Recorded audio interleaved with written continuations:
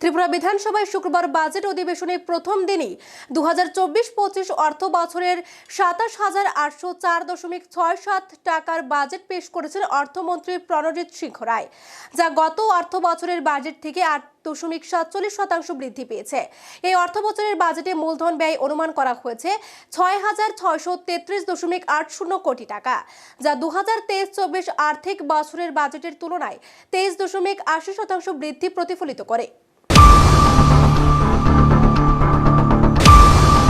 বিধানসভা অধিবেশনের প্রথম দিন বাজেট পেশ করেন অর্থমন্ত্রী প্রণজিৎ সিংহ রায়। পরে তিনি সাংবাদিক সম্মেলন করলেন বাজেট নিয়ে। সাংবাদিকদের তিনি জানালেন, ত্রিপুরা সরকার জনমুখী এবং আত্মনির্ভরমুখী বাজেট পেশ করেছে। সাংবাদিক সম্মেলনে কথা বলেন অর্থমন্ত্রী প্রণজিৎ সিংহ রায়। সাংবাদিকদের তিনি বলেন, রাজ্যের বাজেট অন্তর্ভুক্তিমূলক, ভবিষ্যৎ ভিত্তিক এবং প্রবৃদ্ধিমুখী।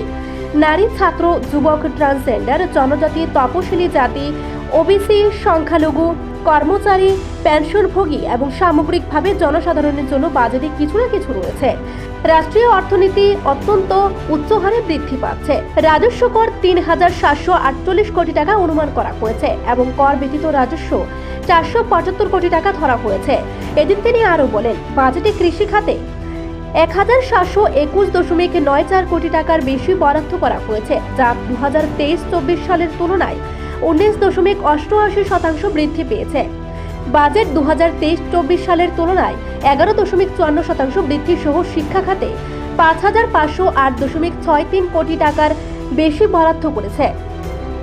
স্বাস্থ্য খাতের জন্য 1,726.23 কোটি। দুটি নতুন কৃষি উপবিভাগ, একটি উত্তর ত্রিপুরার যুবরাজনগরে এবং আরেকটি পশ্চিম ত্রিপুরার পুরাতন আগরতলায় খোলা হবে। 10 কোটি টাকা ব্যয়ে রাজ্যে কৃষি গবেষণা কেন্দ্র অরুন্ধতী নগরে একটি অবশিষ্ট পরীক্ষার ল্যাব এবং একটি জীবাণু প্লাজমা সংরক্ষণ কেন্দ্র স্থাপন করা হবে। 21টি মাধ্যমিক বিদ্যালয়ের জন্য নতুন ভবন নির্মাণ করা হবে। উদয়পুর বেসরকারি উদ্যোগে মাতা ত্রিপুরা সুন্দরীর উন্মুক্ত বিশ্ববিদ্যালয় স্থাপন করা হবে। আইজিএম এবং জিবি হাসপাতাল কমপ্লেক্স 200 শয্যা বিশিষ্ট মাল্টি কেয়ার হেলথ ইউনিট তৈরি করা হবে। 400 জন তপশিলি জাতি ছাত্রদের প্রতি ছাত্র প্রতি 1 লক্ষ টাকা এককালীন আর্থিক সহায়তা প্রদান করা হবে। তার জন্য ব্যয় হবে 8 কোটি টাকা। 2024-25 সালের মধ্যে প্রধানমন্ত্রী জনবিকাশ কার্যক্রমের অধীনে বিভিন্ন সংখ্যালঘু অধ্যুষিত গ্রামে বিভিন্ন উন্নয়নমূলক কাজ করা হবে এবং তার জন্য বাজেটে বরাদ্দ করা হয়েছে 35 কোটি টাকা। 77টি নতুন অঙ্গনওয়াড়ি কেন্দ্র স্থাপন করা হবে। 50টি আসনের এসটি গার্লস হোস্টেল এবং 50টি আসনে এসটি বয়েজ হোস্টেল নির্মাণ করা হবে। রাজ্য সরকার টিটিএডিসিকে মোট 698.68 কোটি টাকা দেওয়া হবে। এছাড়াও রাজ্য সরকারের জনজাতি ভাই ও বোনেদের কল্যাণে মোট উন্নয়ন বরাদ্দের 39.93% বরাদ্দ করা হয়েছে। 2024-25 সালের মধ্যে রাজ্য সরকার সমস্ত ভিডিওকে নতুন যানবাহন সরবরাহ করবে। রাজ্য সরকার স্যানিটেশনের উপর জোর দিচ্ছে। নারী ও শিশুদের জন্য স্বাস্থ্যসম্মত পাবলিক বিশ্রামাগার তৈরির জন্য বিভিন্ন শহরের বিভিন্ন স্থানে 85টি গোলাপি টয়লেট নির্মাণ করা হবে বলে জানান তিনি। আজকে পূর্ণাঙ্গ বাজেট আমরা পেশ করেছি এবং বাজেটের টোটাল এক্সপেন্ডিচার আমরা রেখেছি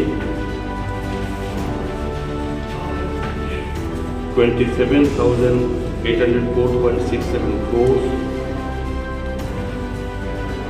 এবং বাজেটের মধ্যে আমাদের রিসিপ্ট, এক্সপেন্ডিচার, সারপ্লাস।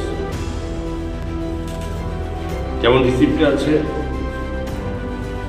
22,957.54, এক্সপেন্ডিচার ধরা আছে 21,170.87, surplus A1 minus A2 is 1,786.67.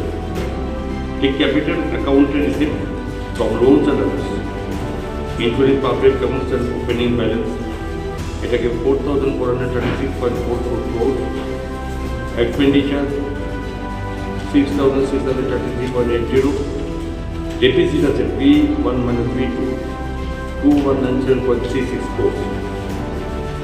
Total রিসিপ্টের ক্ষেত্রে A1 plus B1 মিলিয়ে আমাদের টোটাল 27,393.98 crores, আর এক্সপেন্ডিচার তো বলেছি সেখানে 27,804.67। টোটাল আমরা আমাদের বাজেট ডেফিসিট 410.69 crores আমাদের রাখা হয়েছে এবং এই টোটাল বাজেট আমাদের রাজ্যের একদম কৃষি স্তর থেকে কৃষকদের থেকে শুরু করে শ্রমিক, সেই সঙ্গে মহিলা, যুবা সকলের দিকে লক্ষ্য রেখে আমরা এই অন্তর্ভুক্তিমূলক ও ভবিষ্যৎমুখী এবং বিকাশমুখী বাজেট আমরা পেশ করেছি। জনগণের মৌলিক চাহিদাগুলিকে পূরণ করার লক্ষ্য নিয়েছে রাজ্য সরকার। তাই মানুষের সার্বিক উন্নতির ক্ষেত্রে যে যে পদক্ষেপগুলি নেওয়া প্রয়োজন, এবারের বাজেটে সেই সবগুলোতে গুরুত্ব দেওয়া হয়েছে বলে জানালেন অর্থমন্ত্রী। নিজস্ব প্রতিনিধি রিপোর্ট, এশিয়ান টাইমস।